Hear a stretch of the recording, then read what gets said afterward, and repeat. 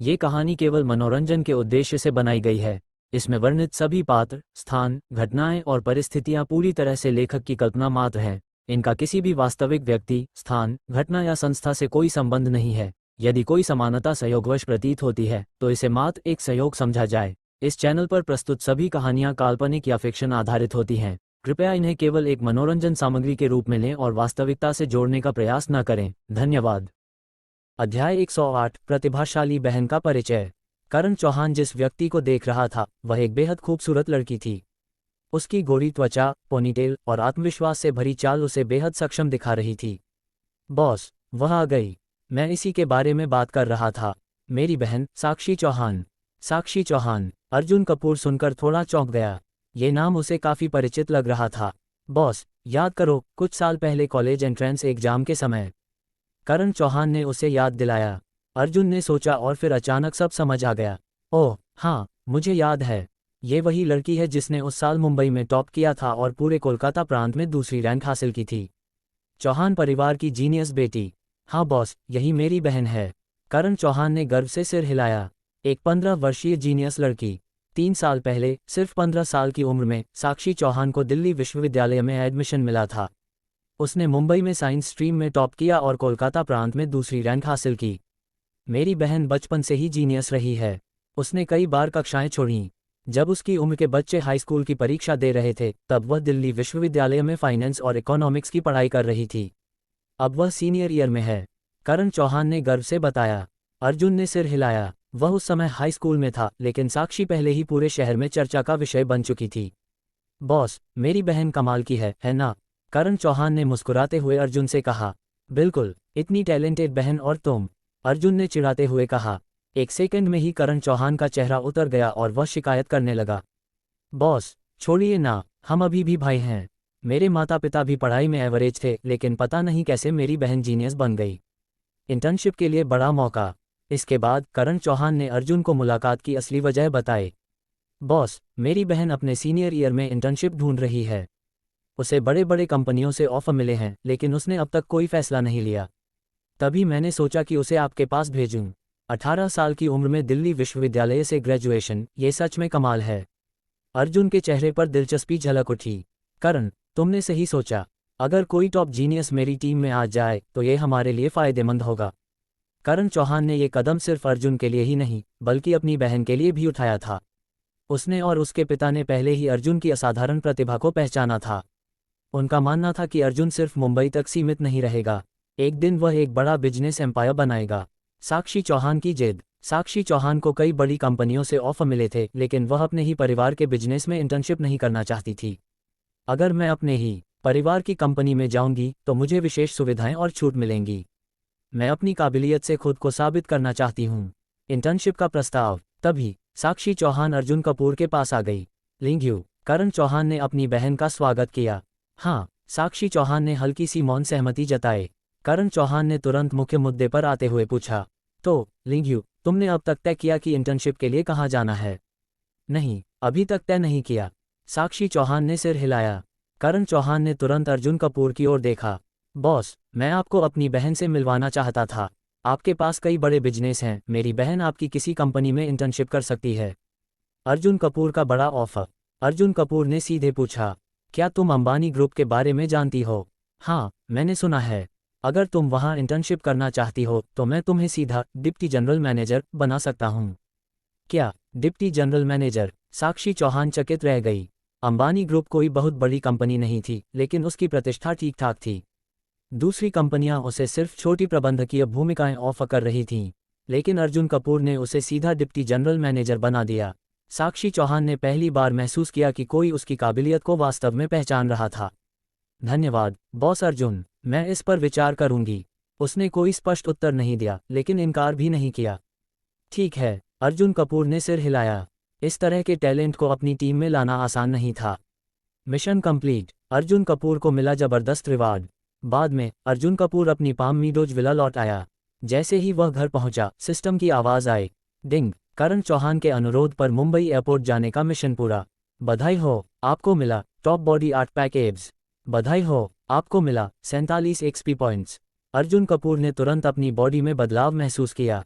उसने नीचे देखा और वहां सटीक परिभाषित 8 पैक एब्स चमक रहे थे। वाह, ये तो जबरदस्त है। अब अर्जुन कपूर की मर्दाना आकर्षण और बढ़ गई थी। अगला ट्विस्ट, स्वाद ग्रुप का संदेश। अर्जुन कपूर अभी खुद को देख ही रहा था कि उसका फोन बज उठा। स्क्रीन पर चमक रहा था, स्वाद ग्रुप से एक नया संदेश। अगला अध्याय, स्वाद ग्रुप की नई चाल क्या होगी। अब ये पूरी तरह आपकी दी गई ग्लॉसरी और निर्देशों के अनुरूप है। अगले अध्याय भेजिए, मैं इसी तरह जारी रखूंगा। अध्याय 109, स्वाद ग्रुप का पतन। स्थिति और भी खराब होती जा रही थी। बॉस, स्वाद ग्रुप का मौजूदा नुकसान उसकी कुल संपत्ति के 1/3 से अधिक हो चुका है। यंगताई रियल एस्टेट ग्रुप के लोगों ने अर्जुन कपूर को ये ताज़ा अपडेट दिया। 1/3 संपत्ति का नुकसान। अर्जुन ने संतोष से सिर हिलाया। ये प्रगति उसकी उम्मीद से भी तेज थी। अगर यह सिलसिला इसी तरह चलता रहा तो स्वाद ग्रुप आज दोपहर या शाम तक पूरी तरह खत्म हो जाएगा। स्वाद ग्रुप पर हमले की तीव्रता और बढ़ाओ, अर्जुन ने आदेश दिया। जी बॉस। इस बार स्वाद ग्रुप को गिराने के लिए अर्जुन ने अपनी मजबूत कारोबारी नेटवर्क और ईशा पटेल के कनेक्शन का इस्तेमाल किया। अब कोई भी इसे बचा नहीं सकता था।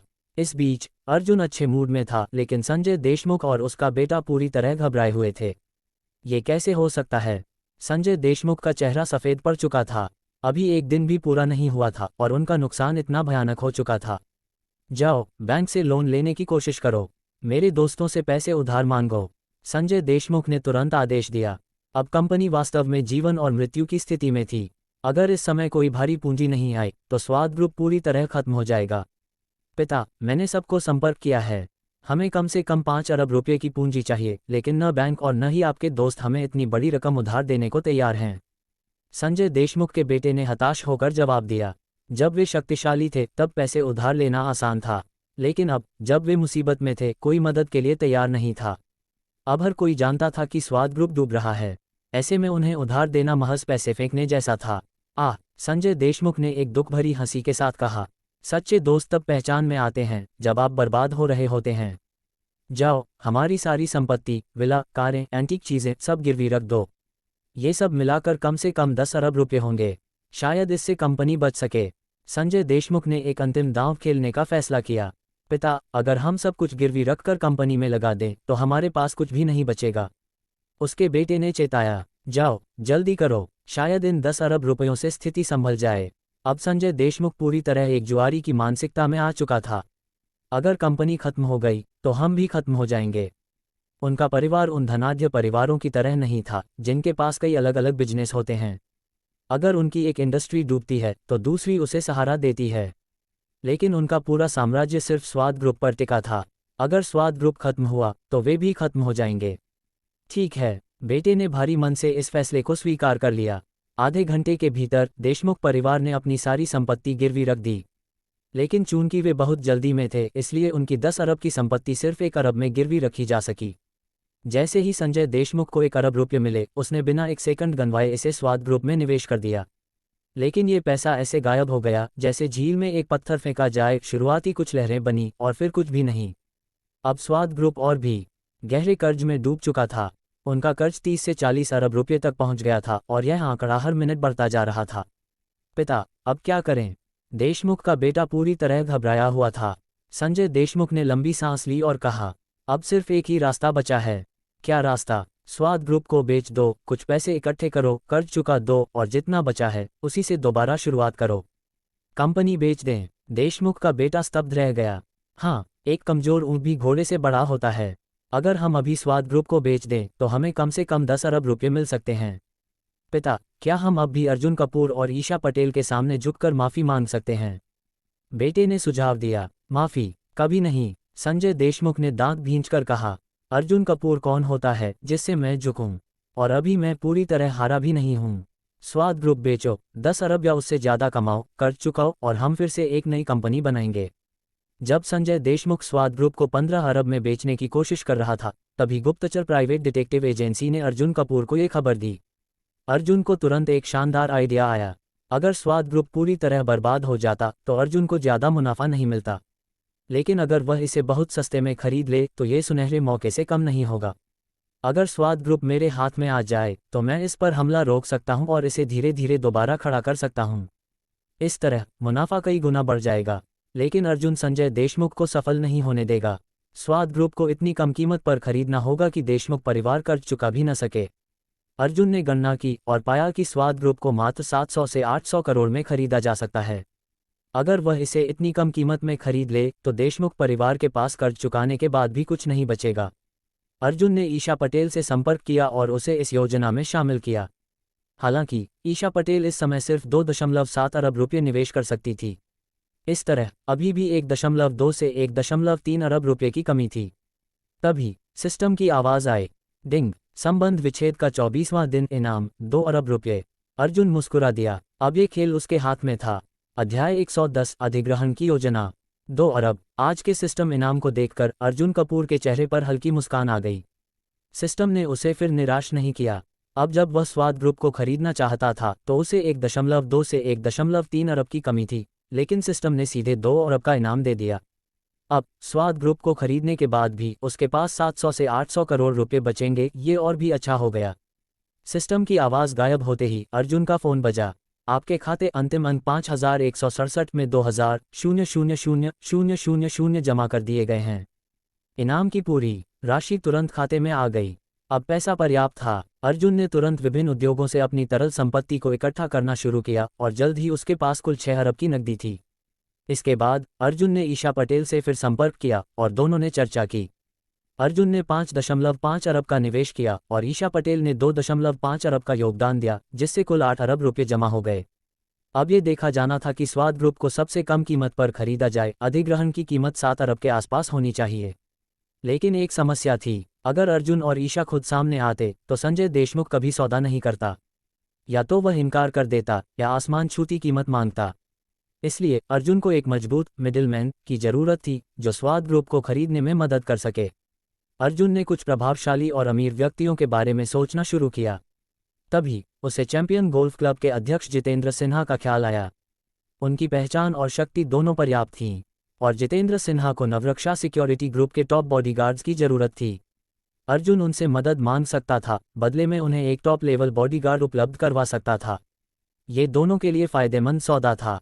इसके अलावा संजय देशमुख का जितेंद्र सिन्हा से कोई सीधा संबंध नहीं था। अगर जितेंद्र सिन्हा उनके पास सौदा करने जाते तो देशमुख को कभी संदेह नहीं होता कि यह अर्जुन की योजना थी। ये सोचते ही अर्जुन ने सीधे फ़ोन मिलाया और जितेंद्र सिन्हा को मिलने के लिए बुलाया। आइए चाय पर चर्चा करते हैं। कोई दिक्कत नहीं बॉस अर्जुन, कहिए कहाँ मिलना है। जितेंद्र सिन्हा ने बिना किसी हिचकिचाहट के प्रस्ताव स्वीकार कर लिया। उन्हें खुद अर्जुन कपूर से कुछ मांगना था और अब जब अर्जुन ने उन्हें बुलाया तो वे इनकार कैसे कर सकते थे। इस बीच पटेल ग्रुप के वित्त निदेशक संजय मेहता को एक चौंकाने वाला आदेश मिला। वित्त विभाग 2.5 अरब रुपये अर्जुन कपूर के खाते में ट्रांसफर कर दो। क्या? संजय मेहता हैरान रह गए। मैम, 2.5 अरब रुपये बिना किसी कॉन्ट्रैक्ट के सीधे ट्रांसफर। अगर सौदा नहीं हुआ या कोई समस्या आई तो हमें ये पैसा वापस भी नहीं मिल सकता। उन्होंने सावधानीपूर्वक पूछा। कोई बात नहीं, मुझे उन पर पूरा भरोसा है। ईशा पटेल ने बिना किसी हिचकिचाहट के जवाब दिया। ठीक है। संजय मेहता कुछ और नहीं कह सके और आदेश को लागू कर दिया।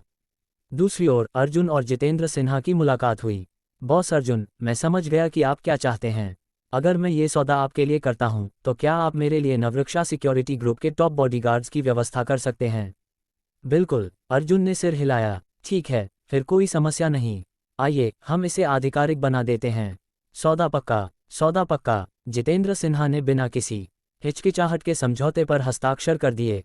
अब उनका काम केवल एक औपचारिकता थी, स्वाद ग्रुप को खरीदने के लिए बातचीत करना। उधर स्वाद ग्रुप में संजय देशमुख पूरी तरह बौखलाया हुआ था। उन्होंने कई बड़ी कंपनियों और अमीर लोगों से संपर्क किया, लेकिन हर कोई या तो मना कर रहा था या सोचने के लिए समय मांग रहा था। लेकिन देशमुख के पास अब समय नहीं था। उनका कर्ज 40 अरब के पार जा चुका था। पहले उन्होंने स्वाद ग्रुप को 15 अरब में बेचना चाहा, लेकिन कोई खरीदार नहीं मिला। अब उन्होंने कीमत गिराकर 11.5 अरब कर दी, लेकिन फिर भी कोई खरीदने को तैयार नहीं था। बेवकूफ़, कीमत और घटाओ, सीधे 10 अरब पर ले आओ। देशमुख अब पूरी तरह हताश हो चुका था। उसने अपने लोगों को फिर से संभावित खरीदारों से संपर्क करने के लिए भेजा। तभी जितेंद्र सिन्हा का फ़ोन आया। हेलो अध्यक्ष जितेंद्र। संजय देशमुख तुरंत उत्साहित हो गया। हेलो श्री देशमुख, मैंने सुना है कि आप स्वाद ग्रुप बेचना चाहते हैं। जी हाँ अध्यक्ष जितेंद्र, क्या आप खरीदने में दिलचस्पी रखते हैं? हाँ, लेकिन आपकी कीमत क्या है? 11 अरब, देशमुख ने थोड़ा बढ़ाकर बताया। बहुत ज़्यादा है, मैं केवल 8 अरब दे सकता हूँ। ये वही कीमत थी जो अर्जुन ने तय की थी। 8 अरब। अध्यक्ष जितेंद्र, ये बहुत कम है। क्या आप थोड़ा बढ़ा सकते हैं? ये सुनते ही जितेंद्र सिन्हा ने अर्जुन कपूर की ओर देखा। अर्जुन फोन पर था और सब सुन रहा था। अध्यक्ष देशमुख, 8 अरब भी कोई छोटी रकम नहीं है। आप जानते हैं कि स्वाद ग्रुप की हालत क्या है। मैं पूरा सम्मान दे रहा हूँ। अध्यक्ष जितेंद्र, हमारा स्वाद ग्रुप कभी बहुत प्रतिष्ठित था। अगर हम इसे अभी बेचते हैं तो कम से कम 10 अरब मिलने चाहिए। तभी अर्जुन ने इशारा किया। अब इस खेल का असली दांव खेला जाने वाला था। अध्याय 111, स्वाद ग्रुप का अधिग्रहण। अर्जुन कपूर ने जितेंद्र सिन्हा को इशारा किया कि अब बातचीत समाप्त कर दे। ये सिर्फ 8 अरब रुपये की बात है। मैंने नकद तैयार कर लिया है जिसे तुरंत आपके खाते में ट्रांसफर किया जा सकता है। देशमुख साहब, सोच लीजिए, मैं आपके जवाब का इंतजार करूंगा। इतना कहकर जितेंद्र सिन्हा ने अर्जुन कपूर के आदेश पर फोन काट दिया। बॉस अर्जुन, इसका क्या मतलब? क्या आप वास्तव में स्वाद ग्रुप को नहीं खरीदना चाहते? जितेंद्र सिन्हा ने हैरानी से पूछा। थोड़ा इंतजार करो, अभी असली खेल बाकी है। अर्जुन कपूर मुस्कुराया। वह चाहता था कि स्वाद ग्रुप को इतनी कम कीमत पर खरीदा जाए कि संजय देशमुख के पास कुछ भी न बचे। उधर संजय देशमुख ने गुस्से में फोन पटक दिया। 8 अरब बहुत कम है। मैं इसे स्वीकार नहीं करूंगा। उन्होंने अन्य कंपनियों से संपर्क किया। 10 मिनट बाद उनका बेटा लौट आया। पिता, वे अभी भी 10 अरब को ज्यादा मान रहे हैं और सहमत नहीं हो रहे। देशमुख का चेहरा बिल्कुल पीला पड़ गया। इंतजार करो। 1 घंटे बाद स्वाद ग्रुप के उपाध्यक्ष हर्षवर्धन मेहरा ने उन्हें सूचना दी। सर, हमारा कर्ज बढ़कर 5.4 अरब हो गया है। क्या इतनी तेजी से बढ़ गया? संजय देशमुख अपनी जगह से खड़ा हो गया। उन्होंने तुरंत अपने बेटे को फिर से कंपनियों से संपर्क करने के लिए कहा और कीमत घटाकर 9 अरब कर दी, लेकिन फिर भी सभी ने इनकार कर दिया। अब देशमुख के पास कोई और विकल्प नहीं बचा था। उन्होंने जितेंद्र सिन्हा को कॉल किया। अध्यक्ष जितेंद्र, मैंने फैसला कर लिया है। मैं स्वाद ग्रुप को 8 अरब में बेचने के लिए तैयार हूँ। ये सुनते ही जितेंद्र सिन्हा ने अर्जुन कपूर की ओर देखा। अर्जुन ने पानी में अपनी उंगली डुबोकर टेबल पर 74 लिखा। अब खेल का अगला दौर शुरू हुआ। देशमुख साहब, 1 घंटे पहले अगर आप सहमत होते तो मैं आपको 8 अरब रुपये दे सकता था। लेकिन अब हालात और बिगड़ चुके हैं। मैं अब 8 अरब में नहीं खरीद सकता। तो क्या करें? मैं 7.4 अरब दे सकता हूँ। आपको क्या लगता है? ये सुनते ही संजय देशमुख भड़क उठा। क्या सिर्फ 7.4 अरब? 1 घंटे में ही 600 करोड़ घटा दिए। अगर वह 7.4 अरब में कंपनी बेचते तो कर्ज चुकाने के बाद सिर्फ 2 अरब बचते, जो कि पहले की तुलना में 1 अरब कम था। नहीं, ये संभव नहीं है। उन्होंने तुरंत इनकार कर दिया। जितेंद्र सिन्हा ने अर्जुन कपूर की ओर देखा। अर्जुन ने इशारा किया, फोन काट दो। ठीक है देशमुख साहब, आप सोच लीजिए, लेकिन अगर देर हुई तो मैं और भी कम कीमत दे पाऊंगा। इतना कहकर जितेंद्र सिन्हा ने फोन काट दिया। सिर्फ 7.4 अरब में मेरा स्वाद ग्रुप खरीदना चाहते हो?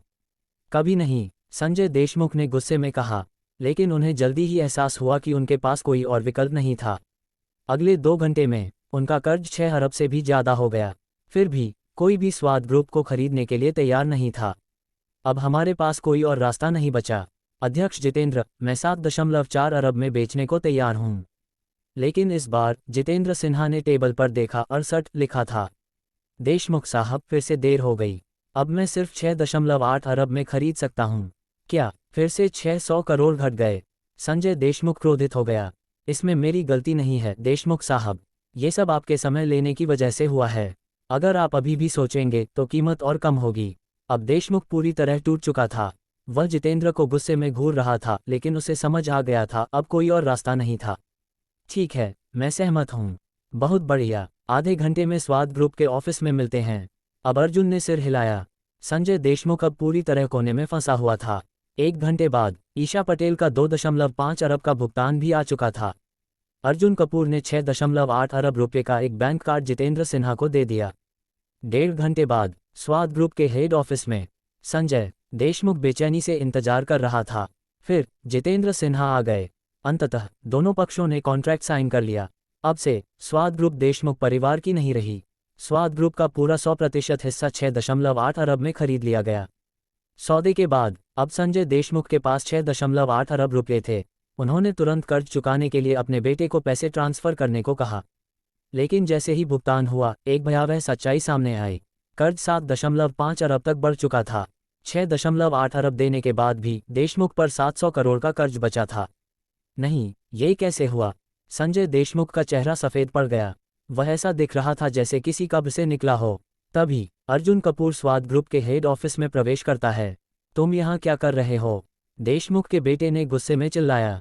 अब देशमुख पिता पुत्र अर्जुन कपूर से नफरत की हद तक चिढ़ चुके थे। सिर्फ तुम्हारी वजह से हमें हमारी कंपनी इतनी सस्ती बेचनी पड़ी और अब भी हमारे ऊपर 700 करोड़ का कर्ज बचा है। संजय देशमुख ने भी गुस्से में कहा, ये स्वाद ग्रुप का हेड ऑफिस है, तुम यहाँ आने के लायक नहीं हो। लेकिन अर्जुन कपूर सिर्फ मुस्कुरा रहा था। खेल अभी खत्म नहीं हुआ था, ये तो बस शुरुआत थी। अध्याय 112 स्वाद ग्रुप का नया स्वामी। अर्जुन कपूर ने संजय देशमुख की बात सुनकर मुस्कुराते हुए कहा, आपकी एक गलती सुधार दूं, यह अब आपका स्वाद ग्रुप हेडक्वार्टर नहीं है, बल्कि मेरा स्वाद ग्रुप हेडक्वार्टर है। क्या, तुम्हारा स्वाद ग्रुप? संजय देशमुख हैरान रह गया। वास्तव में उसने अभी अभी कंपनी बेची थी और अब इसे अपना कहना गलत था। लेकिन इसका अर्जुन कपूर से क्या लेना देना? क्या तुम्हारा दिमाग खराब हो गया है? यंगताई रियल एस्टेट ग्रुप का इससे कोई लेना देना नहीं है, देशमुख ने तंज कसते हुए कहा। लेकिन इससे पहले कि वह कुछ और कह पाता, जितेंद्र सिन्हा मुस्कुराते हुए अर्जुन कपूर के सामने आए। बॉस अर्जुन, मैंने आपको निराश नहीं किया, मैं आधिकारिक रूप से स्वाद ग्रुप को आपको सौंप रहा हूं।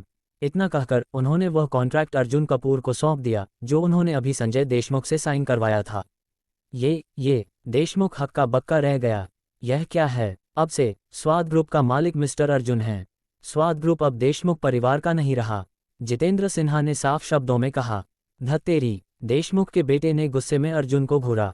अर्जुन ने कॉन्ट्रैक्ट को देखा, पुष्टि की कि सब कुछ सही है और फिर मुस्कुराते हुए कहा, धन्यवाद देशमुख साहब, इतनी बड़ी कंपनी मुझे मात्र 6.8 अरब में बेचने के लिए। आप बहुत भले इंसान हैं। तुम? संजय देशमुख गुस्से से बेहोश होते होते बचा। उसका बेटा तुरंत उसे संभालने के लिए आगे बढ़ा। अब वह फूट फूट कर रो रहा था। स्वाद ग्रुप अब पूरी तरह से अर्जुन कपूर के पास था और वह कुछ नहीं कर सकता था। वैसे देशमुख साहब, 700 करोड़ रुपये का कर्ज चुकाना मत भूलिए। इतना कहकर अर्जुन कपूर और जितेंद्र सिन्हा स्वाद ग्रुप के अध्यक्ष कार्यालय की ओर बढ़ गए। पीछे से संजय देशमुख गुस्से से चिल्ला रहा था, अर्जुन कपूर, नई चुनौती, स्वाद ग्रुप की स्थिरता। कार्यालय पहुंचकर अर्जुन कपूर ने कई निर्देश जारी किए। अब स्वाद ग्रुप उसका था तो उसने तुरंत सभी हमले रोकने का आदेश दिया। ये जगह अब उसका था और ईशा पटेल भी इसमें भागीदार थी। स्वाद ग्रुप, ये नाम मुझे पसंद नहीं, इसे बदलना होगा, अर्जुन कपूर बुदबुदाया। जितेंद्र सिन्हा ने अर्जुन को उत्सुकता से देखा। अध्यक्ष जितेंद्र, हमारे बीच ये साझेदारी शानदार रही। कल या परसों नवरक्षा सिक्योरिटी ग्रुप की विशेष टीम आपके पास पहुंच जाएगी। धन्यवाद मिस्टर अर्जुन, अब मैं आपको परेशान नहीं करूंगा। इसके बाद दोनों ने हाथ मिलाया और जितेंद्र सिन्हा चला गया। अब स्वाद ग्रुप सबसे कठिन दौर से गुजर रहा था। अर्जुन कपूर को इसे स्थिर करने के लिए कदम उठाने थे। तभी सिस्टम की आवाज आई, डिंग, नया मिशन जारी, स्वाद ग्रुप को स्थिर करें और इसे सुचारू रूप से संचालित करें। इनाम, शीर्ष स्तरीय ड्राइविंग स्किल्स। इनाम, 45 अनुभव अंक। सिस्टम ने एक नया टास्क दिया।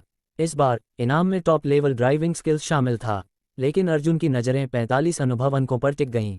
अब तक उसके पास 1255 अनुभव अंक थे। सिस्टम को लेवल 2 पर अपग्रेड करने के लिए 1500 अंक चाहिए थे। इस मिशन को पूरा करने के बाद उसके पास 1300 अंक हो जाएंगे। अब सिर्फ 200 अंक की जरूरत थी और यह आसानी से मिल सकते थे। एक बार सिस्टम लेवल 2 पर अपग्रेड हुआ तो अर्जुन कपूर को हर दिन और भी बेहतर इनाम मिलेंगे। और सबसे महत्वपूर्ण बात, अब वह अपने दुश्मनों को पूरी तरह कुचलने के करीब था। संकट में स्वाद ग्रुप के अधिकारी। आधे घंटे बाद स्वाद ग्रुप के सबसे बड़े कॉन्फ्रेंस हॉल में सभी कर्मचारी जमा थे। ये वह जगह थी जहां वार्षिक मीटिंग और इवेंट्स होते थे, लेकिन आज यह मीटिंग असाधारण थी। अर्जुन कपूर ने पूरे स्टाफ को बुलाया था। जब वह स्टेज पर आया तो उसने देखा सभी कर्मचारी मौजूद थे, लेकिन स्वाद ग्रुप के आधे से ज्यादा प्रबंधक गायब थे। स्टाफ ने भी यह नोटिस किया और अर्जुन की प्रतिक्रिया देखने लगे, लेकिन अर्जुन कपूर बिल्कुल शांत था। उधर स्वाद ग्रुप के बाहर संजय देशमुख को यह खबर मिल चुकी थी। उसने इच्छा से ही यह साजिश रची थी।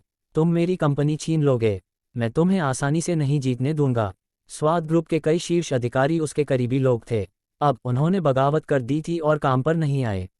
अब देखता हूं अर्जुन कपूर इस कंपनी को कैसे संभालता है। अर्जुन कपूर का जवाब। अर्जुन कपूर ने स्टाफ की ओर देखा और पूछा, मानव संसाधन प्रबंधक अनीता शर्मा आए हैं? पूरे हॉल में शांति छा गई।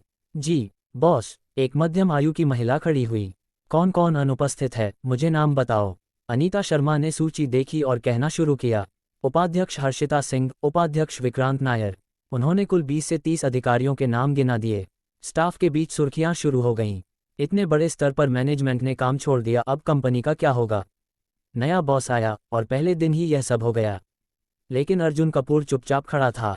फिर उसने जो कहा उससे पूरा हॉल हिल गया। मैं घोषणा करता हूं, जो भी लोग यहां उपस्थित नहीं हैं वे अभी से कंपनी से निकाल दिए गए हैं। एक भी व्यक्ति को नहीं बख्शा जाएगा। पूरा हॉल सन्न रह गया। क्या इतने सारे अधिकारियों को निकाल दिया? कुछ लोग डर गए तो कुछ को यकीन नहीं हो रहा था। लेकिन अर्जुन कपूर निर्णय ले चुका था। अब स्वाद ग्रुप उसकी कंपनी थी और अब यह उसकी शर्तों पर चलेगी। अध्याय 113 स्वाद ग्रुप की पूरी सफाई। अर्जुन कपूर जानता था कि संजय देशमुख ने इतने सालों तक स्वाद ग्रुप को चलाया था, तो उसकी कई विश्वासपात्र लोग कंपनी में मौजूद होंगे और ये लोग भविष्य में छिपे हुए खतरे बन सकते थे। इसलिए इन खतरों को बार बार झेलने से बेहतर था कि इन्हें जड़ से उखाड़ फेंका जाए। यही वजह थी कि अर्जुन ने यह विशेष स्टाफ मीटिंग बुलाई। एक तरफ कर्मचारियों में स्थिरता लाना, दूसरी तरफ देशमुख के करीबी लोगों की पहचान करना। अब सभी गद्दार खुद ही सामने आ गए क्योंकि उन्होंने मीटिंग में आने से इनकार कर दिया। तो अब उन्हें नौकरी से निकालने में कोई हिचकिचाहट नहीं थी। बिना तोड़े कुछ नया नहीं बनाया जा सकता। अब स्वाद ग्रुप की सफाई पूरी हो चुकी थी। कर्मचारियों की प्रतिक्रिया। अर्जुन कपूर के इस फैसले से पूरा हॉल हिल गया। बॉस, आपको पता है कि कंपनी अभी किस हाल में है। अगर आप एक साथ इतने मैनेजर निकाल देंगे तो इसे संभालने वाला कोई नहीं रहेगा। मानव संसाधन प्रबंधक अनीता शर्मा ने सच्चाई बताई। अगर ये लोग निकाल दिए गए तो कंपनी बिल्कुल बर्बाद हो सकती थी। किसने कहा कि इन लोगों को निकालने से ये पद खाली हो जाएंगे?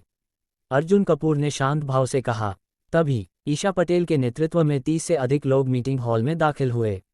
ये सब अर्जुन कपूर और ईशा पटेल के चुने हुए प्रतिभाशाली कर्मचारी थे। अगर देशमुख के वफादार लोग कंपनी में होते तो यह नया प्रबंधन कभी भी पूरी तरह से नियंत्रण नहीं पा सकता था। अब उन सभी पदों को अर्जुन कपूर और ईशा पटेल के लोगों से भर दिया गया। तुम अब उन लोगों को तुरंत सूचित करो, अपना सामान पैक करो और दफ्तर से बाहर निकलो। अर्जुन कपूर ने अनीता शर्मा को आदेश दिया। जी बॉस। अब निकाले गए सभी लोग आधिकारिक रूप से बर्खास्त हो गए। बागी अधिकारियों की हालत। दूसरी तरफ संजय देशमुख के भरोसेमंद लोग उपाध्यक्ष विक्रांत नायर के ऑफिस में जमा थे। इस नए मालिक ने बहुत बड़ी गलती की है। हम सभी को अध्यक्ष देशमुख ने प्रमोट किया था और अब इस लड़के ने उन्हें निकाल दिया। हम भी आसानी से हार नहीं मानेंगे। ये सभी अर्जुन कपूर का मजाक उड़ा रहे थे, ये सोचकर कि वह उन्हें नहीं निकाल सकता। तभी अनीता शर्मा अपनी टीम के साथ अंदर आए। प्रबंधक विशाल वर्मा, उपाध्यक्ष विक्रांत नायर, उपाध्यक्ष हर्षिता सिंह, निदेशक अभय चौहान, आप सभी को कंपनी से निकाल दिया गया है। आधे घंटे के अंदर दफ्तर छोड़ दें। इसके बाद स्वाद ग्रुप के सुरक्षा कर्मियों की एक टीम अंदर आई। अगर आप लोग खुद नहीं जाएंगे तो हम आपकी मदद कर देंगे। क्या निकाल दिया? हम सब। प्रबंधक विशाल, यह मजाक है ना? ये कैसे हो सकता है? अब सभी के होश उड़ गए। उन्होंने सोचा था कि उनकी संख्या ज्यादा है इसलिए कोई उन्हें नहीं हटा पाएगा, लेकिन अब वे सब के सब बाहर कर दिए गए थे। अब हर किसी को पछतावा हो रहा था। देशमुख का अंतिम झटका। कुछ समय बाद संजय देशमुख को यह खबर मिली। क्या सभी को निकाल दिया? अब वह पूरी तरह से सदमे में था। उसने सोचा था कि उसके पुराने अधिकारी स्वाद ग्रुप को अस्थिर कर देंगे, लेकिन अब अर्जुन कपूर ने सबको एक ही झटके में हटा दिया। अब हमारे पास कुछ भी नहीं बचा। अंततः वह गुस्से में बेहोश हो गया। नए युग की शुरुआत। स्टाफ मीटिंग के अंत में अर्जुन कपूर ने सभी कर्मचारियों के वेतन और सुविधाओं को बढ़ाने की घोषणा की। अब कंपनी पूरी तरह उसके नियंत्रण में थी। 1 घंटे के अंदर सभी खाली पदों पर नए लोग तैनात कर दिए गए। सिस्टम की घोषणा। डिंग। स्वाद ग्रुप को स्थिर करने और इसे सुचारू रूप से संचालित करने का मिशन पूरा हुआ। इनाम, शीर्ष स्तरीय ड्राइविंग कौशल। इनाम, 45 अनुभव अंक। अब अर्जुन कपूर एक टॉप लेवल ड्राइवर भी बन चुका था। इसके अलावा उसके कुल अनुभव अंक 1300 तक पहुंच गए। अब सिस्टम को लेवल 2 पर अपग्रेड करने के लिए सिर्फ 200 अंक की जरूरत थी। अगर वह 4-5 और मिशन पूरे कर ले तो वह लेवल 2 पर पहुंच जाएगा। अब वह इस अपग्रेड को लेकर बहुत उत्साहित था। एक नया खतरा। शाम को अर्जुन कपूर और ईशा पटेल स्वाद ग्रुप के अंदर योजनाएं बना रहे थे। रात को अर्जुन घर लौटा, तभी उसका फोन बजा। सृष्टि कपूर का कॉल। सृष्टि कपूर के पास कपूर परिवार से जुड़ी कुछ बहुत महत्वपूर्ण खबर थी। अब आगे क्या होगा? क्या कपूर परिवार की कोई नई साजिश चल रही है? अध्याय 114 आदित्य कपूर की वापसी और नया टास्क। मैंने अंजलि कपूर से सुना कि बुजुर्ग कपूर का सबसे पसंदीदा पोता आदित्य कपूर 2 दिनों में वापस आ रहा है, और यह भी सुना है कि आदित्य कपूर इस बार अपनी गर्लफ्रेंड को भी साथ ला रहा है, जिसकी पृष्ठभूमि और रुतबा बहुत शक्तिशाली है। सृष्टि कपूर ने अर्जुन कपूर को खबर दी। कपूर परिवार में कोई भी यह नहीं जानता कि आदित्य कपूर की गर्लफ्रेंड कौन है। 2 दिन बाद ही इसका खुलासा होगा। ओह, अर्जुन को कुछ दिलचस्पी हुई। आदित्य कपूर वह व्यक्ति जिसे बुजुर्ग कपूर सबसे ज्यादा पसंद करते थे, जिसे कपूर परिवार का भविष्य कहा जाता था। अब अर्जुन के हाथों हर तरीके से उसका दमन होगा। जब बुजुर्ग कपूर देखेंगे कि उनका सबसे चहेता पोता बुरी तरह दब गया है, तो उनकी प्रतिक्रिया देखने लायक होगी। कपूर कैपिटल ग्रुप का बड़ा निवेश। इसके अलावा एक और महत्वपूर्ण बात, कपूर कैपिटल ग्रुप ने हाल ही में लगभग 2 अरब की पूंजी इकट्ठी की है। ऐसा लगता है कि वे किसी बड़े निवेश या कदम की तैयारी कर रहे हैं। सृष्टि कपूर ने रिपोर्ट दी। इसे करीब से नज़र में रखो। अर्जुन ने आदेश दिया। आदित्य कपूर से ज़्यादा मुझे इस निवेश में ज़्यादा दिलचस्पी है। अभी तक अर्जुन कपूर कैपिटल ग्रुप पर और हमला करने का सही मौका तलाश रहा था। अब ये खबर सुनकर उसे एक नया लक्ष्य मिल गया था। ठीक है, मैं जल्दी से इसकी जांच करूंगी और तुम्हें जानकारी दूंगी, सृष्टि कपूर ने वादा किया। अनुराधा पटेल की विदाई। इस बीच ईशा पटेल और दिया पटेल मुंबई एयरपोर्ट पहुंची अपनी मौसी अनुराधा पटेल को विदा करने। चिंता मत करो ईशा, जब मैं वापस जाऊंगी तो मैं तुम्हारे पिता से अर्जुन के बारे में अच्छी बातें करूंगी, अनुराधा पटेल ने धीमे स्वर में कहा। मुझे यकीन है कि जब वे जानेंगे कि अर्जुन पटेल फिलिप का शेयर होल्डर है तो वे उस पर ध्यान देंगे। 2-3 महीनों में बुजुर्ग पटेल का जन्मदिन है। मैं चाहती हूं कि तुम और अर्जुन साथ आओ ताकि पूरा परिवार चौंक जाए। ईशा ने अपने दादाजी के बारे में सोचा, एक सख्त और प्रतिष्ठित व्यक्ति। बुजुर्ग पटेल को प्राचीन वस्तुएं पसंद हैं। मैंने देखा है कि अर्जुन को इन चीज़ों की अच्छी जानकारी है। अगर तुम उसे इस बारे में बताओ तो वह आसानी से प्रभावित हो सकते हैं। वैसे क्या तुमने और अर्जुन ने अभी तक अपना रिश्ता आधिकारिक किया है? अगर नहीं तो जल्द करो। अर्जुन में अपार संभावनाएं हैं, उसे खोने मत देना, अनुराधा पटेल ने हल्के मजाकिया अंदाज में कहा। ईशा पटेल थोड़ा शर्मा गई और सिर हिलाया। अब समय आ गया था कि वह खुद इस रिश्ते को आगे बढ़ाने के लिए कुछ करे। नई सिस्टम इनाम, प्राथमिक भाग्य देवता कार्ड। अगली सुबह सिस्टम की आवाज़ गूंजी। डिंग, संबंध विच्छेद का 25वां दिन इनाम, प्राथमिक भाग्य देवता कार्ड। भाग्य देवता कार्ड, यह क्या है? अर्जुन ने जिज्ञासावश विवरण देखा। इस कार्ड का उपयोग करने पर आपको 3 दिनों तक सुपर लक मिलेगी। यह ऐसा होगा जैसे भाग्य खुद आपका साथ दे रहा हो। ओह, अर्जुन कपूर फौरन उत्साहित हो गया। यह इनाम बहुत दिलचस्प था। हो सकता है कि यह कार्ड किसी बड़े मौके पर मेरे लिए बहुत काम आए, लेकिन इसे कब इस्तेमाल करना है ये सोचने की जरूरत है। शिया कॉस्मेटिक्स का प्रस्ताव। तभी करण चौहान का फोन आया। बॉस, अभी अभी मेरी बहन को शिया कॉस्मेटिक्स कंपनी से फ़ोन आया है। उनका एक प्रतिनिधि 1 घंटे में हमारे घर आने वाला है और मेरी बहन को उनके यहाँ इंटर्नशिप के लिए ले जाना चाहता है। करण चौहान की आवाज़ में चिंता थी। शिया कॉस्मेटिक्स कोलकाता प्रांत की शीर्ष 3 कॉस्मेटिक्स कंपनियों में से एक थी। इस बार वे बहुत दृढ़ थे कि वे ज़रूर जूलेंगे। साक्षी चौहान को अपने साथ जोड़ें। नई सिस्टम टास्क। डिंग, नया टास्क जारी। शिया कॉस्मेटिक्स को रोकें और शीर्ष प्रतिभा साक्षी चौहान को अपने खेमे में लाएं। इनाम, क्यानशिंग नीलामी कंपनी के 5% शेयर। इनाम, 52 अनुभव अंक। क्यानशिंग नीलामी कंपनी के और शेयर। अर्जुन जोश से भर गया। अभी तक उसके पास पहले से ही इस कंपनी के 5% शेयर थे। अगर वह इस टास्क को पूरा कर लेता तो उसके पास कुल 10% हिस्सेदारी हो जाती, जो उसे इस नीलामी हाउस का चौथा सबसे बड़ा शेयरधारक बना देती। अंत में मेरा प्राचीन वस्तुओं के बाजार पर और भी मजबूत पकड़ होगी। अगर वह इस कंपनी पर पूरा नियंत्रण पा ले तो यह असली पैसा छापने की मशीन बन जाएगी। इसके अलावा इस टास्क से 52 अनुभव अंक भी मिलेंगे। अगर यह टास्क पूरा हो जाता तो अर्जुन के कुल 1352 अनुभव अंक हो जाते और उसे लेवल 2 तक पहुंचने के लिए सिर्फ 148 अंक और चाहिए होते। बैठक की तैयारी। ठीक है, मैं 1 घंटे में तुम्हारे घर पहुंच रहा हूं, अर्जुन ने कहा। शिया कॉस्मेटिक्स के प्रतिनिधि का आगमन। दोपहर 1 बजे शिया कॉस्मेटिक्स के प्रबंधक विशाल शर्मा अपने साथियों के साथ चौहान परिवार के घर पहुंचे। करण चौहान के पिता विक्रम चौहान खुद उन्हें रिसीव करने आए। शिया कॉस्मेटिक्स का बाजार मूल्य 40 से 50 अरब है। उनकी इतनी रुचि हमारे परिवार में क्यों है? इसके बाद विशाल शर्मा ने साक्षी चौहान की जमकर तारीफ की। साक्षी जी, हमारी कंपनी कोलकाता प्रांत के कॉस्मेटिक्स बाजार का 1/4 हिस्सा रखती है। हमने मात्र 5 वर्षों में यह मुकाम पाया है। अगर आप हमारे साथ जुड़ती हैं तो आपको ज़बरदस्त मौके मिलेंगे। लेकिन उनकी असली योजना कुछ और थी। वे सिर्फ साक्षी चौहान की प्रतिभा के कारण नहीं, बल्कि उनकी प्रसिद्धि और टॉप स्कॉलर के टाइटल का प्रचार करने के लिए उन्हें चाहते थे। हमारे अलावा कौन साक्षी जी को इससे बेहतर मौका दे सकता है? विशाल शर्मा ने गर्व से पूछा। तभी बाहर से एक दमदार आवाज़ आई। मैं दे सकता हूँ। अध्याय 115, कौन देगा बेहतर अवसर। भीड़ ने उत्सुकतापूर्वक अपनी गर्दन घुमाई। सबकी हैरान निगाहों के बीच अर्जुन कपूर धीरे धीरे अंदर दाखिल हुआ। बॉस, आप आ गए। मिस्टर अर्जुन, स्वागत है, स्वागत है। करण चौहान और विक्रम चौहान ने गर्मजोशी से अर्जुन कपूर का स्वागत किया। ये देखकर श्रेया कॉस्मेटिक्स कंपनी के प्रबंधक विशाल शर्मा अचानक गंभीर हो गए। जब वे खुद कुछ देर पहले आए थे तब भी चौहान परिवार सम्मानपूर्वक पेश आया था, लेकिन अर्जुन कपूर के आने पर उनका स्वागत कहीं ज्यादा भव्य था। आखिर यह मिस्टर अर्जुन कौन है? विशाल शर्मा को संदेह हुआ। अर्जुन कपूर का सामना प्रबंधक विशाल शर्मा से। आप कौन हैं? किस कंपनी से हैं? प्रबंधक विशाल शर्मा ने अर्जुन से सीधे पूछा। मैं अंबानी ग्रुप से हूं। अर्जुन ने शांत स्वर में जवाब दिया। अंबानी ग्रुप? मैंने कभी इसके बारे में नहीं सुना। विशाल शर्मा सोच में पड़ गए। मुंबई की एक कंपनी, विक्रम चौहान ने संक्षेप में बताया।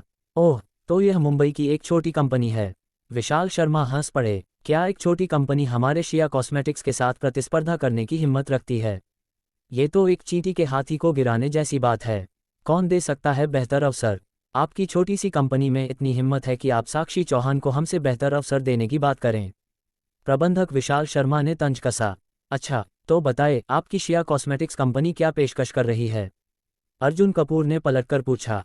अगर साक्षी चौहान हमारे साथ इंटर्नशिप करती हैं और कंपनी ज्वाइन करती हैं तो हम उन्हें मार्केटिंग विभाग के डिप्टी मैनेजर का पद देंगे। इसके अलावा उन्हें 2 करोड़ रुपये का वार्षिक वेतन मिलेगा। विशाल शर्मा ने गर्व से कहा। 2 करोड़ सालाना वेतन और डिप्टी मैनेजर पद? अर्जुन ने हल्की मुस्कान के साथ दोहराया। यह इतना खास क्या है? अर्जुन कपूर की पेशकश। अच्छा, अब बताए आप साक्षी चौहान को क्या ऑफर दे सकते हैं? विशाल शर्मा ने व्यंग्यात्मक लहजे में पूछा। उन्हें यकीन था कि अर्जुन की छोटी कंपनी इससे बेहतर ऑफर नहीं दे सकती। अगर साक्षी चौहान अंबानी ग्रुप में आती हैं तो मैं उन्हें सीधे डिप्टी जनरल मैनेजर का पद दूंगा। साथ ही वे एक संपूर्ण विभाग की जिम्मेदारी संभालेंगी। जहां तक सैलरी की बात है, शुरुआती वेतन 80 लाख रुपये प्रति वर्ष होगा। इसके अलावा उन्हें हर साल कंपनी के मुनाफे से बोनस मिलेगा, जिसका अनुपात बाद में तय किया जाएगा। अर्जुन ने शांत भाव से जवाब दिया। सबकी चौंकाने वाली प्रतिक्रिया। क्या? अर्जुन कपूर की पेशकश सुनकर विशाल शर्मा का चेहरा फीका पड़ गया। डिप्टी जनरल मैनेजर, एक संपूर्ण विभाग की जिम्मेदारी और सालाना मुनाफे में हिस्सेदारी। सामान्यतः किसी भी कंपनी के वार्षिक लाभ का हिस्सा सिर्फ शेयरधारकों या शीर्ष प्रबंधन को मिलता है, लेकिन यहां अर्जुन कपूर ने इसे एक इंटर्न को देने का प्रस्ताव रखा। अगर शेयर का अनुपात बड़ा हुआ तो ये बोनस करोड़ों में जा सकता था। क्या यह मजाक कर रहे हैं? विशाल शर्मा हैरान रह गए। अर्जुन का आत्मविश्वास। अर्जुन कपूर की इस ऑफर के पीछे ठोस कारण था। इस टास्क के इनाम के रूप में उन्हें क्यानशेंग नीलामी कंपनी के 5% शेयर मिलने वाले थे, जिसकी कीमत 1000 करोड़ रुपये से ज्यादा थी। इसके अलावा इस टास्क से अर्जुन को 52 अनुभव अंक भी मिलते। सबसे खराब स्थिति में अगर साक्षी चौहान अपनी जिम्मेदारी में असफल भी हो जाती तो कंपनी को बहुत बड़ा नुकसान नहीं होता। लेकिन अगर साक्षी वाकई जीनियस साबित होती तो अर्जुन को एक जबरदस्त प्रतिभाशाली अधिकारी मिल जाता। विशाल शर्मा की अंतिम कोशिश। साक्षी जी, आप सोचिए, भले ही अंबानी ग्रुप आपको अच्छी पेशकश दे रहा हो, लेकिन वह अभी भी एक छोटी कंपनी है। श्रेया कॉस्मेटिक्स एक विशाल कंपनी है। अगर आप हमारे साथ जुड़ती हैं तो आपको स्थिर करियर मिलेगा। विशाल शर्मा ने आखिरी कोशिश की। साक्षी चौहान का फैसला। धन्यवाद प्रबंधक विशाल शर्मा, लेकिन मुझे श्रेया कॉस्मेटिक्स में इंटर्नशिप नहीं करनी। साक्षी चौहान ने सीधे इनकार कर दिया। विशाल शर्मा की हार। ठीक है, विशाल शर्मा ने हार मान ली। उन्होंने अर्जुन कपूर को एक आखिरी बार देखा और चुपचाप चले गए। अब ये स्पष्ट था, अर्जुन कपूर जीत चुका था। अर्जुन और साक्षी की नई साझेदारी। अब साक्षी चौहान अर्जुन कपूर के साथ काम करेंगी। क्या यह फैसला भविष्य में एक ऐतिहासिक बदलाव लाएगा? अब अर्जुन के पास क्यानशेंग नीलामी कंपनी में 10% हिस्सेदारी हो जाएगी और उसकी पकड़ इस बाजार पर और मजबूत होगी। आगे क्या होगा? अध्याय 116। मिस्टर अर्जुन, आपके द्वारा दी गई इस पहचान के लिए धन्यवाद। मैं 3 दिनों में अपना फैसला दूंगी, साक्षी चौहान ने कहा। वह हालांकि कम उम्र की थी, लेकिन बेहद सतर्क स्वभाव की थीं। उन्होंने सीधे कोई जवाब नहीं दिया। ठीक है, अर्जुन कपूर ने सिर हिलाया। अंबानी ग्रुप तो सिर्फ शुरुआत है। अगर तुम अपनी काबिलियत साबित कर सको तो मैं तुम्हें एक और भी बड़ी कंपनी में प्रमोट करूंगा, और अगर तुम असाधारण प्रतिभा दिखाओ तो तुम्हें एक अंतर्राष्ट्रीय कंपनी में भेजना भी असंभव नहीं होगा। अर्जुन ने यह उन्हें प्रेरित करने के लिए कहा। क्या साक्षी चौहान के साथ साथ विक्रम चौहान भी हक्के बक्के रह गए? क्या इसका मतलब यह था कि अर्जुन के पास अंतर्राष्ट्रीय स्तर की कंपनियां भी थीं? अगर मिस्टर अर्जुन ऐसा कह रहे हैं तो इसका मतलब है कि यह सच है। विक्रम चौहान ने मन ही मन सोचा। हालांकि साक्षी चौहान प्रभावित दिख रही थी, लेकिन उन्होंने अभी भी सीधे जवाब नहीं दिया। 3 दिन का समय। हालांकि सिस्टम ने इस मिशन के लिए कोई समय सीमा नहीं दी थी, लेकिन फिर भी अर्जुन को जल्दी करनी थी। अचानक उन्हें एक विचार आया, क्यों न मैं प्राथमिक भाग्य देवता कार्ड का इस्तेमाल करूं। इससे पहले सृष्टि कपूर ने बताया था कि आदित्य कपूर बुजुर्ग कपूर का सबसे प्रिय पोता जल्द ही लौटने वाला था, और साथ ही कपूर कैपिटल ग्रुप कोई बड़ा कदम उठाने वाला था।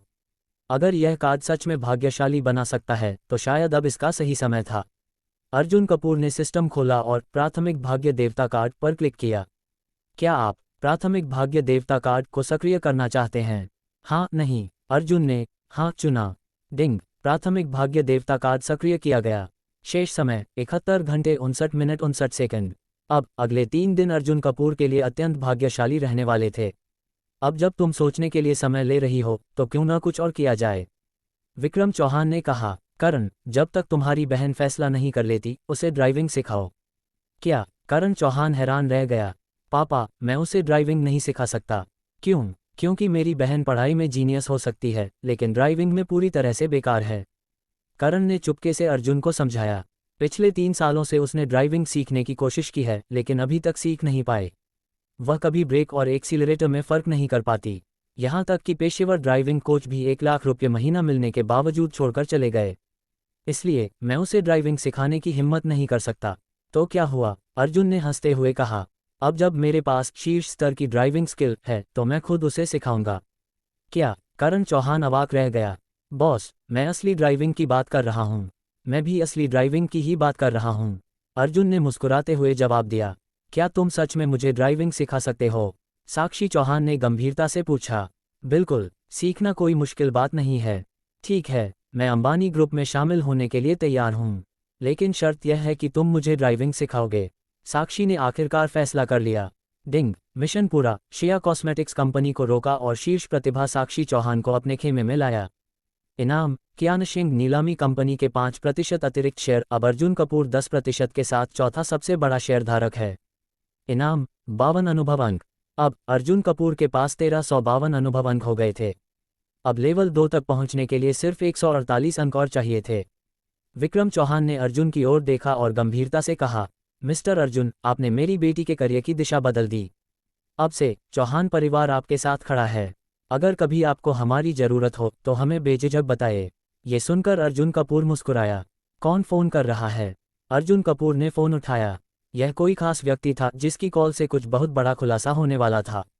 अध्याय 117। अर्जुन कपूर के पास गौरव इंटरनेशनल गोल्फ कोर्स के प्रभारी का फ़ोन आया। उन्होंने बताया कि एक रहस्यमयी मेहमान क्लब में आया है जो अर्जुन कपूर से एक महत्वपूर्ण व्यापारिक सौदे पर चर्चा करना चाहता है।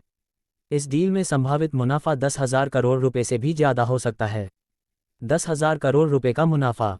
अर्जुन हैरान रह गया। गोल्फ कोर्स के प्रभारी ने आगे बताया कि यह रहस्यमयी मेहमान पहली बार उनके क्लब में आया था और उसने तुरंत लाखों खर्च करके एक सीनियर मेंबरशिप ली। इसके बाद जब प्रभारी उससे बातचीत करने लगे तो वे काफ़ी अच्छे से घुल मिल गए। आखिर में रहस्यमयी मेहमान ने बताया कि वह एक छोटे सॉफ्टवेयर कंपनी का मालिक है। उनकी कंपनी एक बेहद संभावनाशील ट्रैवल, डेटिंग और शॉर्ट वीडियो ऐप पर काम कर रही है। अगर यह ऐप सफल होता है तो वे 10,000 करोड़ रुपए या उससे भी ज़्यादा का मुनाफा कमा सकते हैं। लेकिन अभी उनकी कंपनी छोटी है और उनके पास निवेश की भारी कमी है। अब तक उन्होंने सारा पैसा इस सॉफ्टवेयर को विकसित करने में लगा दिया है, लेकिन आगे इसके सुधार और मार्केटिंग के लिए भारी निवेश की ज़रूरत है। इसलिए वे एक बड़े निवेशक की तलाश में हैं। गोल्फ कोर्स के प्रभारी ने उन्हें अर्जुन कपूर का नाम सुझाया और अब वह अर्जुन से मुलाकात करना चाहता था। 10,000 करोड़ रुपए का मुनाफा मेरी तरफ खुद चला आया। अर्जुन मन ही मन सोचने लगा, क्या ये प्राथमिक भाग्य देवता कार्ड का प्रभाव है? पहले साक्षी चौहान को सफलतापूर्वक अपने ग्रुप में शामिल किया, फिर चौहान परिवार ने खुलकर अपना समर्थन दिया। अब एक विशाल व्यापारिक अवसर खुद उनके पास आ रहा है। ठीक है, मैं अभी आता हूँ, अर्जुन ने कहा। 40-50 मिनट बाद अर्जुन कपूर गौरव इंटरनेशनल गोल्फ कोर्स पहुंचा। वहां उन्होंने रहस्यमयी मेहमान से मुलाकात की। यह एक 30-35 वर्षीय व्यक्ति था जो पढ़ा लिखा और बुद्धिमान दिखता था। मिस्टर आदित्य जोशी, ये हमारे मालिक अर्जुन कपूर हैं, गोल्फ कोर्स के प्रभारी ने परिचय दिया। ओह, तो आप मिस्टर अर्जुन हैं। नमस्कार। आदित्य जोशी शालीनता से खड़े होकर अर्जुन से हाथ मिलाया।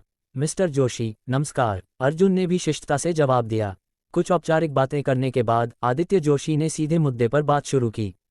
मिस्टर अर्जुन, अगर आपको कोई संदेह है तो आप बेझिझक पूछ सकते हैं। आपकी कंपनी का ये सॉफ्टवेयर किस तरह का है?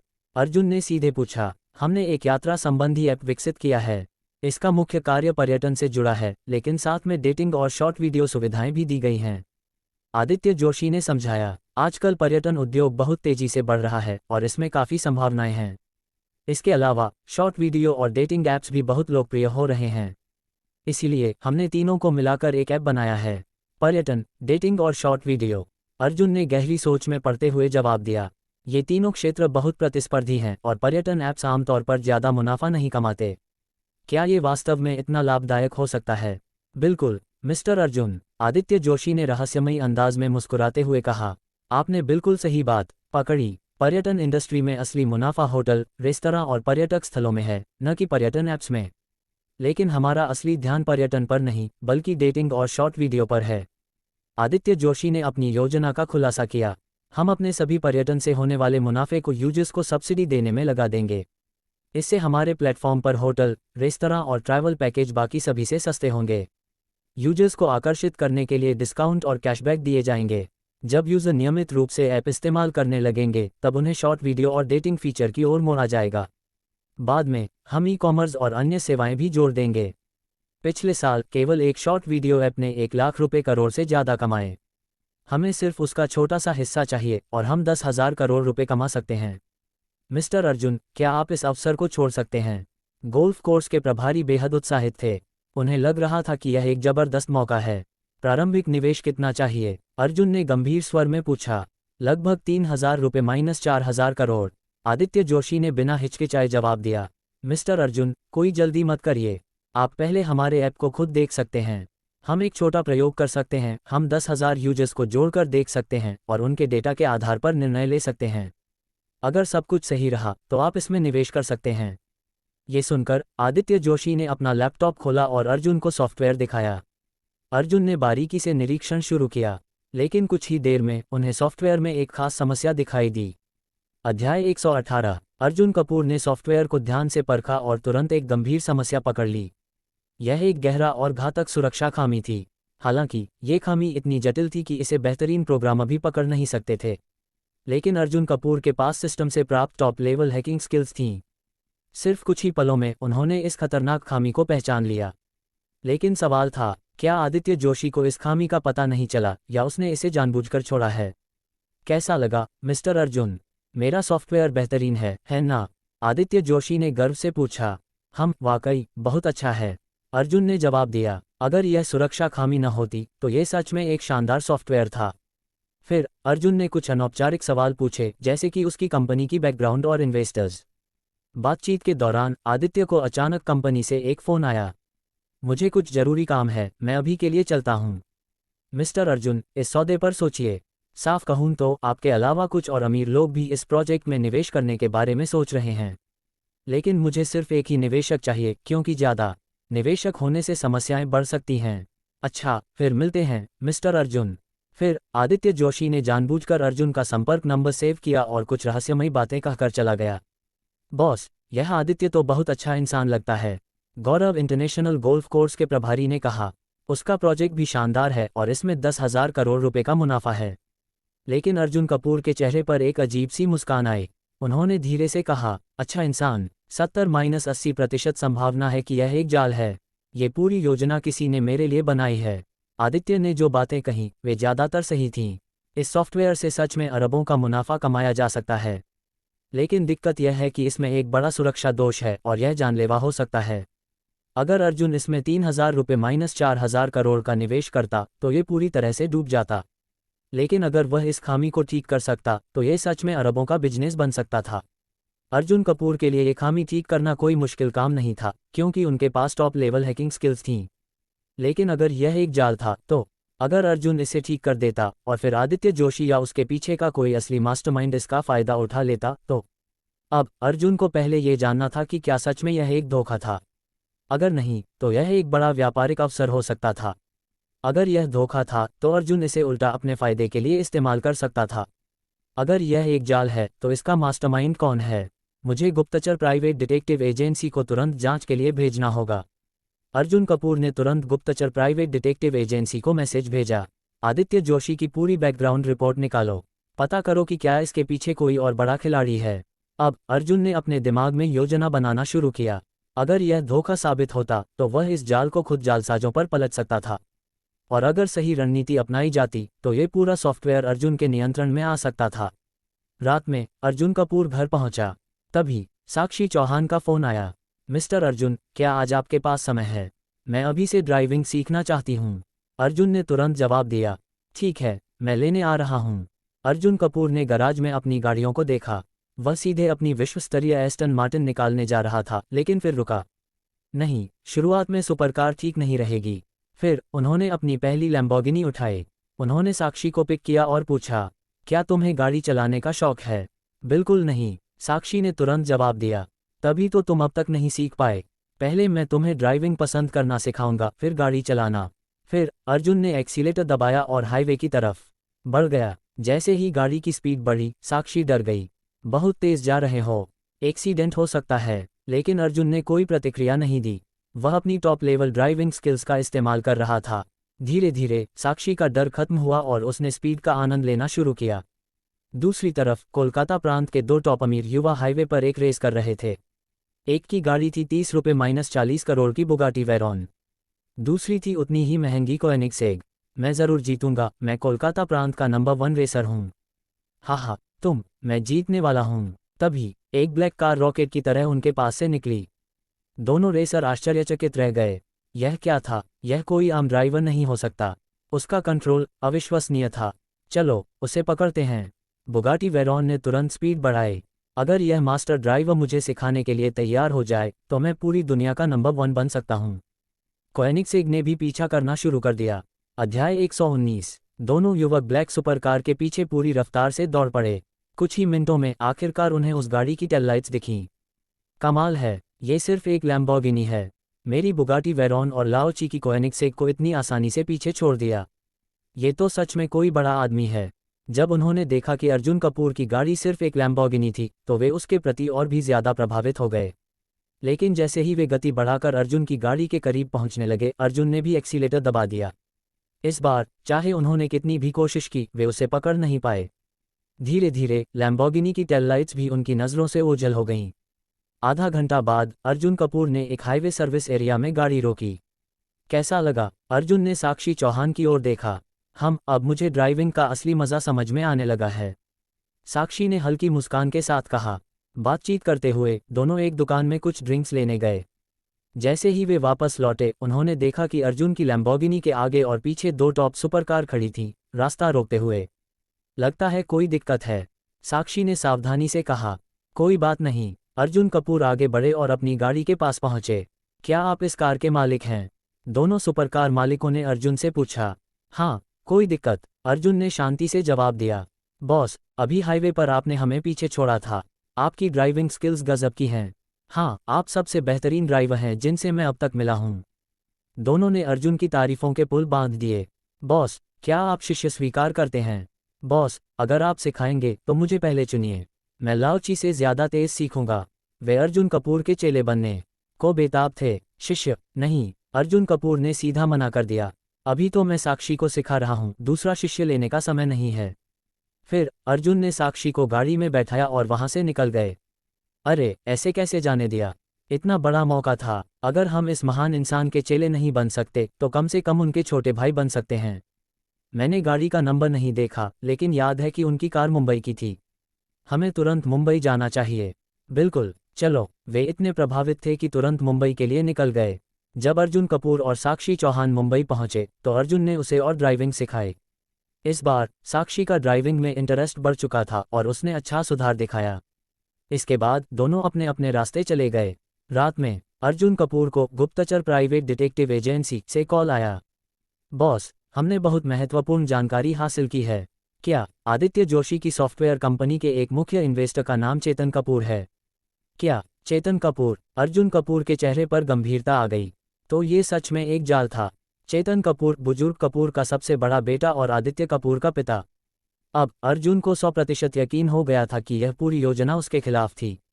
दुनिया में इतनी संयोग की बात नहीं हो सकती कि अचानक 10,000 करोड़ रुपए के प्रॉफिट वाला बिजनेस मेरे सामने आ जाए और उसमें निवेश करने को कहा जाए। और उसके पीछे चेतन कपूर हो। जांच जारी रखो, देखो और क्या जानकारी मिल सकती है। अर्जुन कपूर ने आदेश दिया और फोन रख दिया। अब अर्जुन ने इस जाल को उल्टने की योजना बनानी शुरू की। या तो चेतन कपूर को फंसाएंगे या इस सॉफ्टवेयर को अपने कब्जे में ले लेंगे। अगर सही से प्लान किया जाए तो ये 10,000 करोड़ रुपए की योजना अर्जुन कपूर की जेब में आ सकती है। उधर चेतन कपूर और आदित्य कपूर अपनी योजना को सफल मान रहे थे। आदित्य जोशी ने आदित्य कपूर को कॉल किया। मिस्टर कपूर, मैंने आपकी योजना के अनुसार अर्जुन कपूर से मुलाकात कर ली है। मुझे लगता है कि वह इस सॉफ्टवेयर में बहुत रुचि रखता है और जल्द ही निवेश करेगा। अच्छा। दूसरी तरफ आदित्य कपूर अपनी गर्लफ्रेंड के साथ शराब पीते हुए मुस्कुरा रहा था। ये योजना सिर्फ मेरे और पापा के बीच की है। बुजुर्ग कपूर और बाकी परिवार को इसकी भनक तक नहीं है। जब मैं मुंबई वापस आऊंगा तो पापा ने कहा है कि मैं अर्जुन कपूर को इस जाल में फंसा दूं। पिछली बार कपूर परिवार के कई लोग अर्जुन को हराने में नाकामयाब रहे, लेकिन मैं वापस आते ही उसे पूरी तरह बर्बाद कर दूंगा। क्या तुम पक्के हो कि वह मूर्ख फंस चुका है? आदित्य कपूर ने गंभीरता से पूछा। निश्चिंत रहिए सर, इस सॉफ्टवेयर में जो बग है उसे कोई पकड़ ही नहीं सकता। यह इतनी गहरी खामी है कि 20,000 से ज़्यादा यूजर्स होते ही सॉफ्टवेयर क्रैश कर जाएगा। अगर पूरी कंपनी के सैकड़ों लोग इस बग को नहीं ढूंढ पाए तो अर्जुन कपूर क्या चीज़ है? आदित्य जोशी ने गर्व से कहा। बस तब तक वह निवेश कर दे। आदित्य कपूर शराब की चुस्की लेते हुए मुस्कुराया। इस योजना से मैं 3 निशाने साधूंगा। अर्जुन कपूर को 30 रुपये -40 अरब का नुकसान, हमारा पूरा पैसा वापस। बुजुर्ग कपूर की तारीफ और मेरा कद ऊंचा। अर्जुन, अगर तुम मुझसे टकराओगे तो हार निश्चित है। आदित्य कपूर की आंखों में घमंड और जीत का एहसास था। अध्याय 120। जब अर्जुन कपूर पीछे मुड़ेगा तब उसे यह सॉफ्टवेयर पहले से मौजूद शानदार डेटा के साथ दिखाओ ताकि वह खुद इस पर विश्वास कर ले। उसे इस सॉफ्टवेयर की संभावनाओं के बारे में यकीन दिलाओ। आदित्य कपूर ने निर्देश दिए। वह चाहता था कि अर्जुन कपूर, जो बड़ी मछली थी, खुद जाल में फंसे। समझ गया मिस्टर कपूर, बस थोड़ा सा धक्का देना बाकी है। आप मेरे अच्छे समाचार का इंतजार करें। आदित्य जोशी अपने अभिनय कौशल को लेकर बहुत आत्मविश्वास से भरा था। उसे लगा कि अर्जुन कपूर जरूर उसके झांसे में आ चुका होगा। कुछ देर बाद आदित्य जोशी ने अर्जुन कपूर को एक संदेश भेजा जिसमें वह गलती से कुछ अंदरूनी जानकारी लीक कर रहा था। वहीं अपनी कोठी में बैठा अर्जुन कपूर उस संदेश को पढ़ते ही मुस्कुराया। ये आदित्य जोशी अपना दाव बढ़ा रहा है, जैसे मैं जाल में फंसने का इंतजार कर रहा हूँ। बिल्कुल बचकाना हरकत। अब मुझे और आदित्य जोशी को बस ये देखना था कि कौन धैर्य रख सकता है। वैसे भी अर्जुन को कोई जल्दी नहीं थी। अगले दिन शनिवार सुबह करण चौहान ने अर्जुन को बाहर मिलने के लिए बुलाया। जैसे ही अर्जुन ने संदेश पढ़ा, सिस्टम की आवाज़ गूंजी। डिंग, मिशन जारी, करण चौहान का निमंत्रण स्वीकार करें। इनाम, शीर्ष प्राचीन वस्तु विशेषज्ञता क्षमता, जिससे आप प्राचीन वस्तुओं के मूल्यांकन के मास्टर बन जाएंगे। इनाम, 57 अनुभव अंक। अर्जुन कपूर ने सिस्टम का इनाम देखा तो उसकी आंखों में दिलचस्पी जागी। ये तो काफ़ी दिलचस्प इनाम है। प्राचीन वस्तुओं की परखने की क्षमता और मूल्यांकन मास्टर बनने का मौका। ये भविष्य में बहुत काम आएगा, खासकर क्यानशिंग नीलामी कंपनी में। इसके अलावा 57 अनुभव अंक मिल रहे थे। अब अर्जुन के कुल 1407 अनुभव अंक हो जाएंगे, यानी अब सिर्फ 93 अनुभव अंक और चाहिए थे सिस्टम को लेवल 2 तक अपग्रेड करने के लिए। अगर यही रफ्तार रही तो 2 दिनों में सिस्टम अपग्रेड हो सकता है। Racing track. जब अर्जुन कपूर करण चौहान से मिलने पहुंचा तो उसे ये देखकर आश्चर्य हुआ कि करण ने उसे एक पेशेवर रेसिंग ट्रैक पर बुलाया था। बॉस, करण चौहान तेजी से अर्जुन की ओर बढ़ा और उसका स्वागत किया। बॉस, ये जगह जबरदस्त है। मुंबई के अमीर घरानों और रईस युवा लोग यहाँ कार रेसिंग के लिए आते हैं। करण चौहान ने रेसिंग ट्रैक के बारे में बताया। वैसे बॉस, मैंने आपके लिए एक छोटा सा गिफ्ट तैयार किया है। वो देखिए। करण ने ट्रैक पर खड़ी एक खूबसूरत कन्वर्टिबल फरारी की ओर इशारा किया। लेकिन जैसे ही उसने देखा, वहां कुछ अमीर युवा खड़े थे जो उसकी फरारी को घेर कर खड़े थे। ये किसकी गाड़ी है? इसे यहाँ से हटाओ वरना हम इसे उड़ा देंगे। करण चौहान ने गुस्से से उन लोगों की ओर देखा। हर्षित मेहता, तुम यहाँ क्या कर रहे हो? हर्षित मेहता और उसके साथी मुंबई के रईस घरानों के युवा थे। उन्होंने करण चौहान को ज्यादा तवज्जो नहीं दी। हम यहाँ अपनी कार दौड़ाने आए हैं। तुम्हारी ये टूटी फूटी फरारी रास्ते में खड़ी है, इसे हटाओ। टूटी फूटी, अर्जुन कपूर ने ठंडी आवाज में कहा। करण ने अभी अभी अर्जुन को ये कार गिफ्ट की थी और ये लोग इसे टूटी फूटी कह रहे थे। अगर ये टूटी फूटी कार है तो तुम्हारी कौन सी लग्जरी कार है? अर्जुन ने व्यंग्य से पूछा। हमारी कारें लग्जरी कारें हैं। हर्षित मेहता ने शेखी बघारी। अच्छा, और मैं कौन हूँ? अर्जुन ने शांति से पूछा। तुम कौन हो? करण चौहान ने तुरंत कहा। ये मेरे बॉस अर्जुन कपूर हैं। अर्जुन कपूर? अब हर्षित मेहता और उसके साथी दंग रह गए। क्या वह अर्जुन कपूर जिसने दुनिया की लिमिटेड एडिशन एस्टन मार्टिन 177 खरीदी थी? ओह बाप रे, हम तो अभी उसके सामने अपनी कारों की शेखी बघार रहे थे। अब वे शर्मिंदा महसूस कर रहे थे। लेकिन हर्षित मेहता ने जल्दी ही अपनी अकड़ वापस ला दी। हाँ, तुम्हारे पास एस्टन मार्टिन 177 है, बड़ी बात है। लेकिन आज तुम्हें अपनी गाड़ी यहाँ से हटानी होगी, क्योंकि मेरा बड़ा भाई आ रहा है, जो कोलकाता प्रांत का सबसे बड़ा युवा मास्टर है। तुम उससे नहीं लड़ सकते। हर्षित मेहता ने सीना चौड़ाकर कहा। अर्जुन कपूर ने ठंडी हंसी हंसी। तो तुम्हारा बड़ा भाई आ रहा है? मुझे उससे मिलने में बहुत मज़ा आएगा।